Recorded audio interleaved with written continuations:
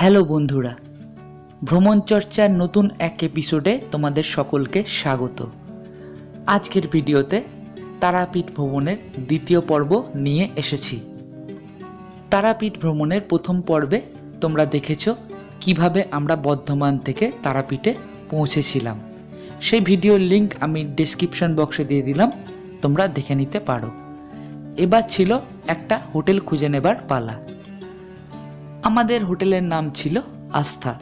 এই হোটেলে পৌঁছাতে গেলে আপনাদেরকে তারামা সরণি থেকে দ্বারকা নদীর ওপর যে ব্রিজ, সে ব্রিজ দিয়ে কিছুটা পিছিয়ে আসতে হবে। কিছুটা পিছিয়ে এলে 1 মিনিট হাঁটা দূরত্বে আপনারা আশা লজের সামনের এই রাস্তাটা দেখতে পাবেন। এই রাস্তার উপরেই হোটেল আস্থা লেখা আপনারা দেখতে পাবেন। এই রাস্তা দিয়ে খুব সামান্য হেঁটে গেলেই আপনারা হোটেল আস্থা খুঁজে পেয়ে যাবেন। এটা কোনো পেড প্রমোশন নয়। এই হোটেলের ব্যবস্থা আমাদের ভালো লেগেছিল, তাই আপনাদের সঙ্গে শেয়ার করলাম।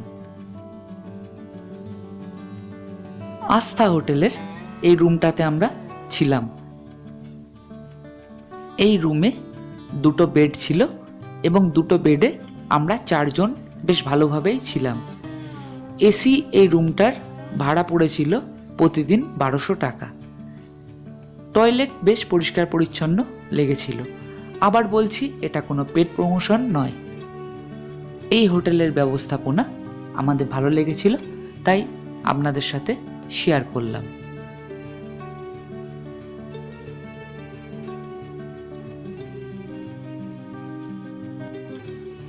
এরপর আমরা হোটেল থেকে ফ্রেশ হয়ে বেরিয়ে পড়েছিলাম এবং মা তারা সরণির উল্টো দিকে মুন্ডমালিনী তলার দিকে যে রাস্তাটা গেছে, সেই রাস্তার দিকে হেঁটে আশুতোষ নামে একটা হোটেলে নিরামিষ খাবার খেয়েছিলাম। সকাল থেকে যেহেতু বিশেষ কিছু খাওয়া হয়নি, তাই আমাদের খুবই খিদে পেয়েছিল। এই হোটেলের নিরামিষ থালি আমাদের খুবই ভালো লেগেছিল। আপনারা ইচ্ছে হলে এখানে খেতে পারেন।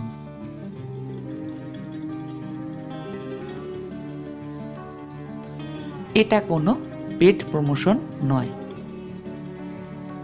এরপর আমরা এগিয়ে গিয়েছিলাম মায়ের মন্দিরের দিকে। আমরা তারামা সরণির দিকে এগিয়ে গেলাম।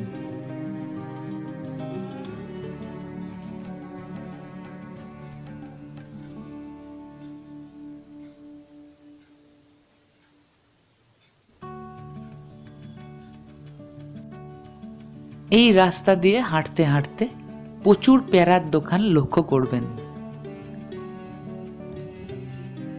এছাড়া রাস্তার দুপাশে প্রচুর পূজার সামগ্রীর দোকান লক্ষ্য করবেন।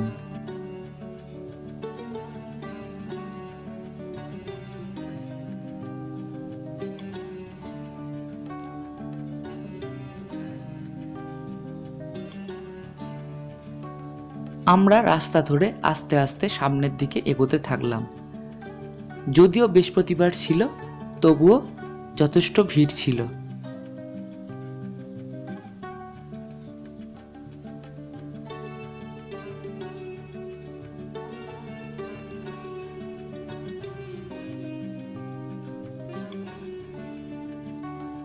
এরপর আমরা মায়ের মন্দিরের সামনে পৌঁছে গেছিলাম। এটাই হলো মায়ের মন্দিরের প্রবেশদ্বার।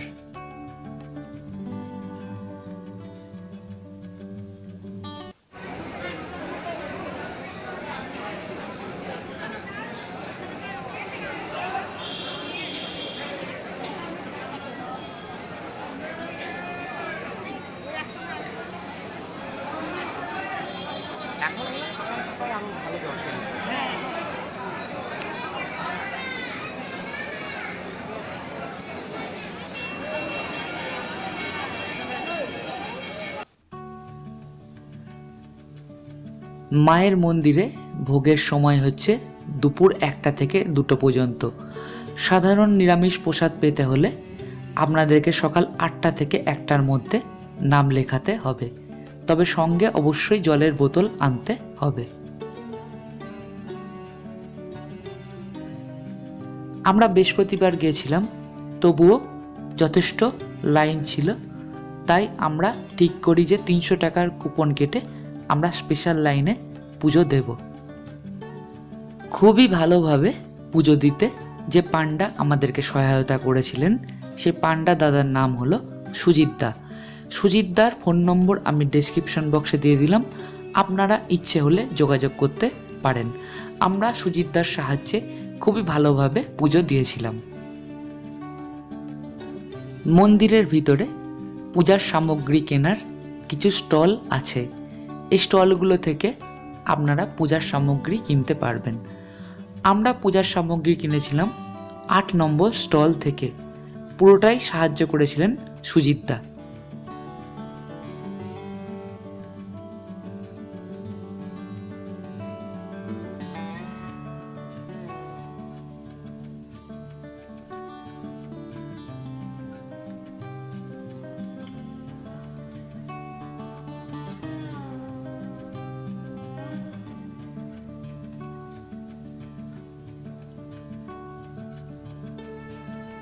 এখানে আরও অনেক স্টল আছে লক্ষ্য করেছিলাম।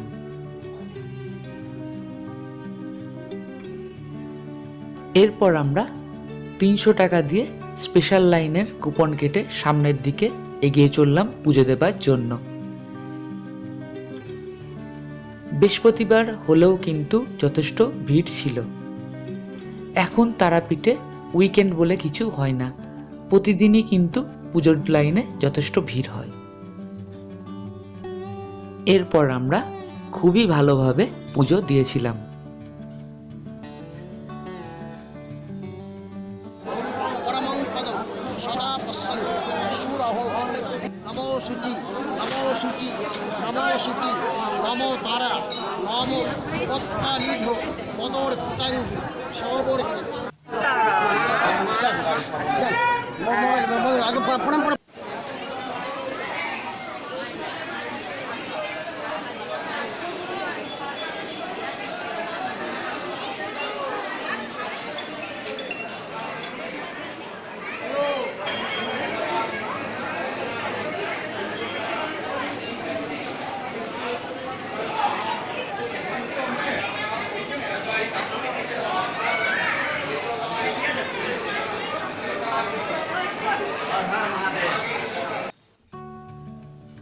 মায়ের পুজো দেবার পর আমরা মন্দিরের চারপাশটা ঘুরে দেখতে লাগলাম।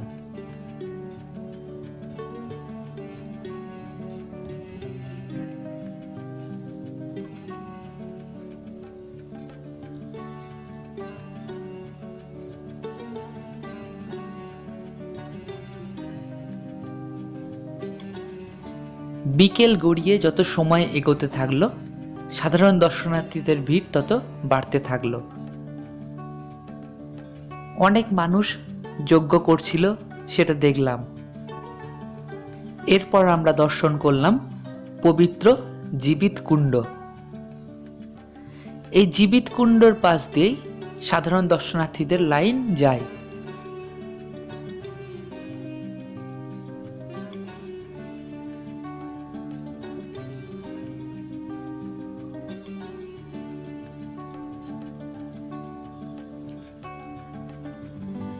এরপর আমরা দর্শন করলাম শ্রী বিষ্ণুনারায়ণ ও ষষ্ঠী মাতার মন্দির।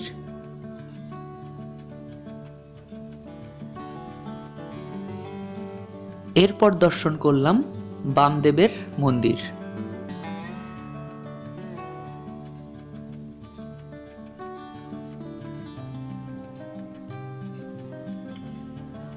এরপর দর্শন করলাম সিদ্ধিদাতা গণেশ মন্দির।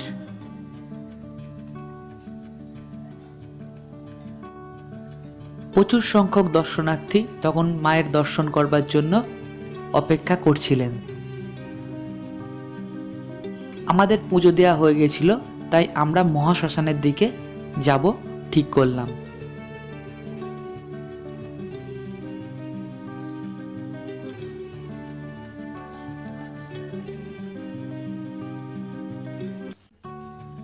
আমরা এগিয়ে চলেছি তারাপীঠ মহাশ্মশানের দিকে।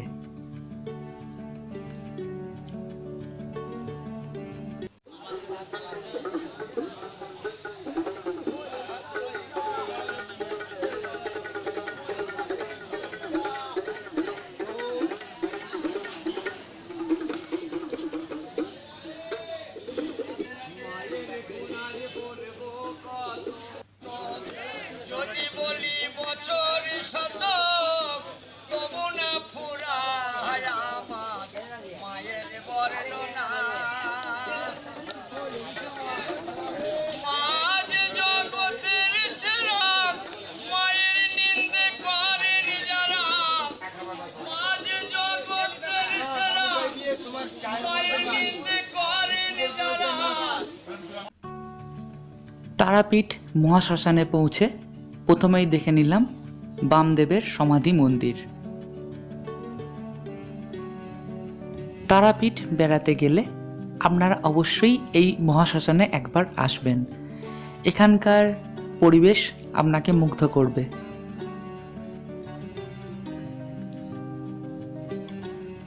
আমাদের ইচ্ছা ছিল রাতের বেলায় তারাপীঠ মহাশ্মশান দর্শন করা, যদিও সময়ের কারণে সেটা আমাদের হয়ে ওঠেনি। আমরা দিনের বেলাতেই 4-5টা ঘুরে দেখেছিলাম।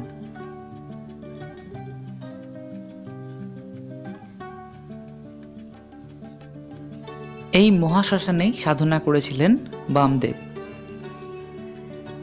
এরপর আমরা হোটেলের উদ্দেশ্যে বেরিয়ে পড়েছিলাম। এরপর সন্ধ্যাবেলায় মায়ের সন্ধ্যা আরতি দেখবার জন্য আমরা পৌঁছে গেছিলাম মায়ের মন্দিরে।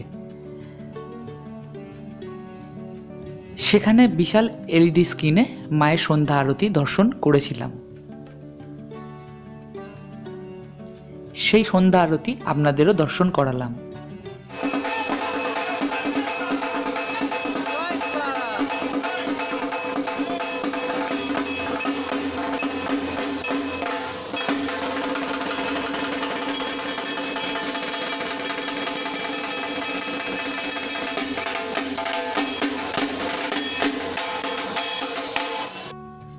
সন্ধ্যা আরতির সময় এত মানুষের মাঝে মন্দিরের পরিবেশটা একটা অদ্ভুত সুন্দর লাগছিল।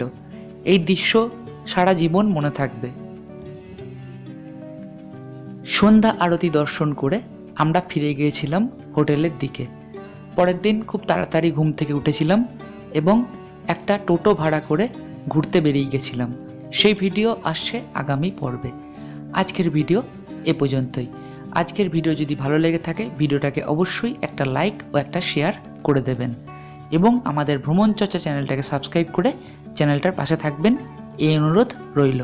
খুব তাড়াতাড়ি দেখা হচ্ছে নতুন ভিডিওতে। ভালো থাকবেন।